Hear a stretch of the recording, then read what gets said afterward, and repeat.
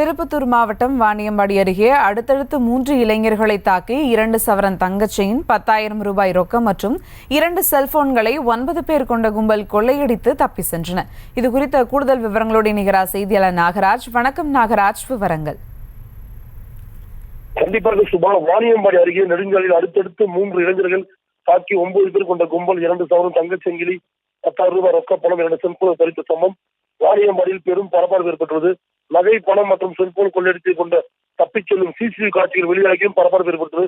திருப்பத்தூர் மாவட்டம் வாணியம்பாடி அடுத்த புத்துக்கோயில் தேசிய நெடுஞ்சாலை ஒட்டி உள்ள சர்வீஸ் சாலையில் அதே பகுதியை சேர்ந்த கல்லூரி மாணவர் உதயா மற்றும் கோகுல் ஆகியோர் பேசிக்கொண்டு வழியாக வந்தபோது 4 பேர் கொண்ட இருசக்கர வாகனத்தில் வந்த 9 மர்ம நபர்கள் உதய் மற்றும் கோகுலை தாக்கி உதயாவின் செல்போன் மற்றும் கோகுலின் கழுத்தில் அணிந்திருந்த 2 சவரன் தங்கச்சங்கிலி, அவரிடம் இருந்த 10,000 ரூபாய் பணத்தையும் கொள்ளையடித்துக் கொண்டு தப்பி சென்றனர்.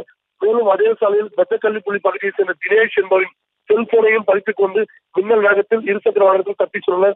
இதை குறித்து உதயா, கோகுல், தினேஷ் ஆகியோர் அம்பலூர் காவல் நிலையத்தில் அடுத்தடுத்து 3 புகார்கள் அளித்தனர். புகாரின் பேரில் காவல்துறையினர் வழக்கு பதிவு செய்து சிசிடிவி காட்சிகளை வைத்து கொள்ளையர்களை தேடி வருகின்றனர். தொடர்ந்து சென்னை, பெங்களூர் தேசிய நெடுஞ்சாலையில் அடுத்தடுத்து இதுபோன்ற கொலை சம்பவங்கள் மற்றும் கொலைகள் சம்பவம் நடந்து வருகிறது.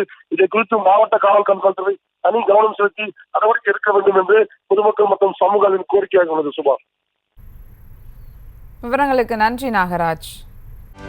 செய்திகளை உடனுக்குடனும் துல்லியமாகவும் தெரிந்து கொள்ள சப்ஸ்கிரைப் பண்ணுங்க.